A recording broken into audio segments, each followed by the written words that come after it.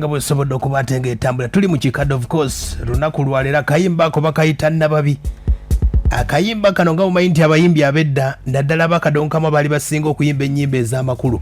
Ennyimba zonna ezisinga zaali zibakwatako, zaali zikwatambulamu bwabwe bye bayiseemu, yali true story, si bye bino ebyakakati bye balimbalimba. N'ennyimba enkadde ezo zonna ze basobola okuba ate nga bakuba ezisinga yali true story. Wano tugenda okuba ate nga tugenda ku luyimba luno bayita Nababi, era ng'oluyimba luno baalukuba yali true story omukulu Livingstone Kasozi nga yalukubira mwana muwala gwe bayita Jesica Nababi, lwakuba yakyusa n'ateekawo erinnya lye bayita Nababi, ng'atandika nga bw'osobodde okuba ate ng'owulira. Yatandika agamba nzuno empanga ya kuno Sseggwanga ziriwo ezikekema ng'abuuza ziriwa tezibiika amasumba anti awagwa enkuba okimanyi wagwana sooli newali effujjo wasaana kunyuma. Kati mu mbeera eyo omukulu ono Livingstone Kasozi gwe kutegeezaako oluyimba olwo bayita Nababi lwafulumira ku teepu oba kaseti oba alubamu gye bayita abasajja kusajjalaata. Nga bw'omanyi nti bannaffe bana balukwata gita singers mu 1988. Ekibiina kino kyatandika mu 1987 era nga kyali kyakava mu kibiina kye bayita eky'omukulu Matiya Luyima kye bayita Kadonkamu Super Singers. Baali bakavaayo awo ne batandika ne teepu ezo mpola mpola, naye nga teepu yasookera ddala abalukwata gita singers balina teepu gye bayita mpanga.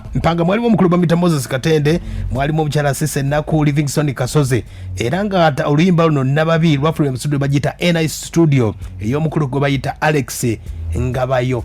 Omukulu Alex Ngabayo ono omukulu gwe bayita Amani Basudde gwe yayimbako mu kayimba ke bayita Gwanga ki mwe musinga mukamanyinga akattaso akayimba ako. Kati omukulu ono gwe yali ayimbako.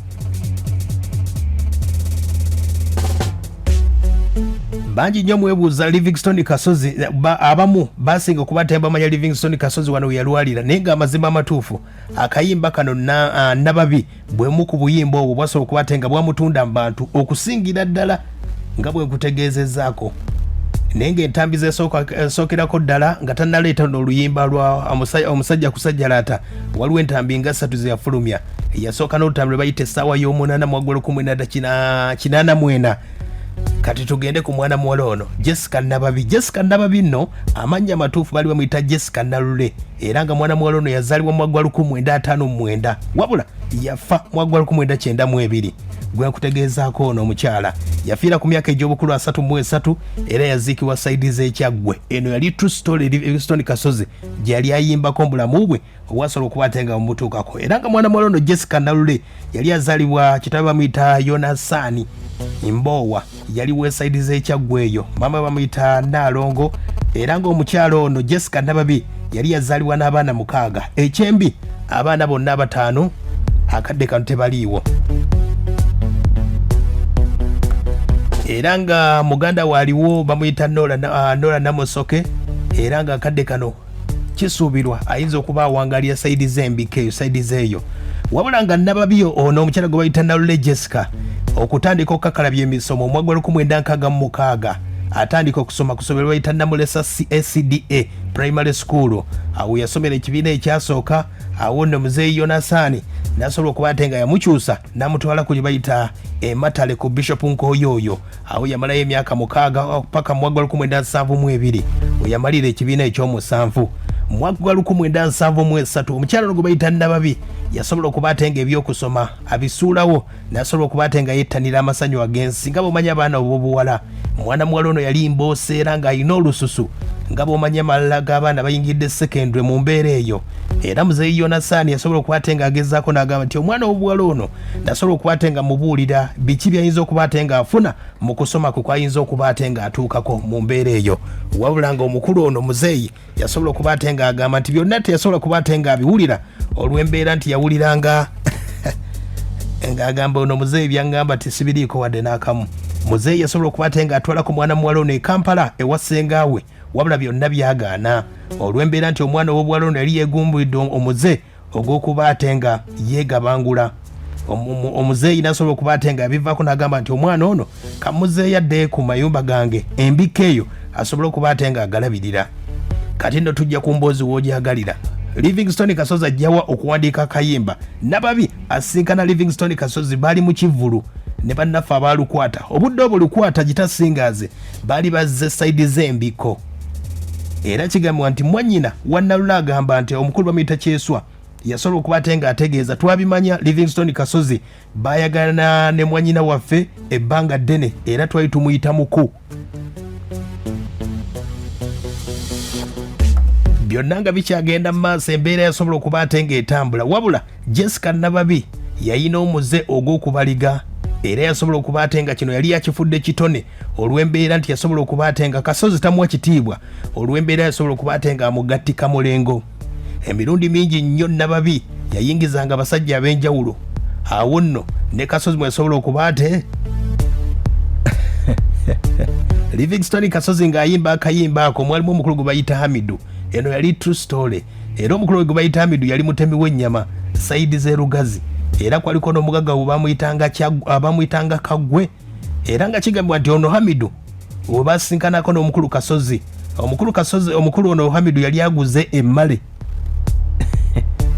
Kati olw'obusungu olw'amaanyi yasobola okuba ate ng'afuna obusungu obw'ettumbiizi. Hamidu n'asobola okuba ate ng'agamba nti emmale yange gye nasobodde okuba ate nga nkugulira Jesica Nalule ogenda ginziriza. N'asambasamba emmere yawo gye yali afumbye embeera netatambula bulungi. Omusajja omulala omugagga gwe bayita Kagwe omukulu yali musuubuzi sayidi z'erugazi. Kasozi nga bw'omumanyi yasobola okuba ate ng'asalako Jesica obudde bwali bwa kiro nnyo yamulindiikiriza wabula era yabasanga mu nnyumba nga beesa empiki. Mu mbeera eyo Livingstone Kasozi lwali lutalo lw'amaanyi nnyo era yasula ku bbalaza olw'embeera tebyali byangu oludda obwo. Okuva olwo Livingstone Kasozi kwe kuba ate nga ye ne mwana muwala oyo Jesica baawukana bitaali byangu wadde n'akamu. Olw'enneeyisa ya Nababi omukyalo oyo Livingstone Kasozi kwe kusalawo okuba ate nga amuleka. Yamukubamu oluyimba olwosobodde okuba ate nga owulira Nababi nga bwe ndikutegeezezzaako. Ekyembi mwana muwala ono nawe Jesica Nababi oba Jesica Nalule Livingstone Kasozi teyamuzaalamu wadde n'akamu wabula mukulu wa Nababi ategeeza nti obudde awo bwatuukira Livingstone Kasozi yali agenda mukuba mbaga. Abaana ab'obuwala muwulira okupapa. Era mu mbeera nga yasobola okuba ate ng'etambula Jesica Nalule mu mbeera ng'esobodde okuba ate ng'etabukatabuka yasobola okuba ate ng'afunayo omwami omulala era omwami awo yasobola okuba ate ng'azaala omwana era omwana gwe yazaala bamutuma erinnya lyali lya Jennifer. N'ekyembi omwana oyo yazaalibwa ng'omutwe guliko ekikyamu mu mbeera ne bagamba nti agenda atereera era ng'obudde buno awangalira sayidi z'ekatose eyo. Mwagwa 1990 Jesica Nababi oba Jesica Nalule ekirwadde kya mukenenya kyasobola okuba ate nga kimumala kyamuteeka wansi. Mwagwa 1992 omwana w'obwala ne bamuziika eKyaggwe. Wabula muganda wa Nalule ono ategeeza nti okumanya nti Livingstone Kasozi yali ayagala mwana muwala ono mu lunaku olw'okuziika lwennyini nga bakamaliza okuziika Livingstone Kasozi yajja ne munywanyi we Hamadi basudde ne bakubagiza ne babawa ssente omwali beetisse omuceere ebijanjalo n'obuwunga mu mbeera ey'okubagiza mu mbeera nga bwe yasobola okuba ate ng'etambula. Era kigamba nti mwana muwala ono bwe yafiira obudde obwo yali asaba baddiŋŋane n'omukulu Livingstone Kasozi naye ng'obudde bwali buyise. Livingstone Kasozi kwe kuba ate ng'agenda n'akuba akayimba akakasobodde okuba ate nga abakyala oba abaana b'obuwala okwegabaagana mu mbeera eyo okubanga tebateredde mbufumbo. Omwana muwala mwe yajja ekirwadde nesobola okuba ate nga kimukubaho. Abafamily basobola okuba ate ng'oluyimba luno baaluwulira mu kusooka basobola okuba ate bagamba nti omuko ng'atuyisizzaamu amaaso wabula ne basobola okuba ate nga bagusayira muwala waabwe olw'embeera nti yeegabangana mu mbeera etaali nnyangu ne balukozesa okubuulirira abaana ab'obuwala obuteegaba okwekuuma okusoma mu mbeera eyo era oluyimba lwe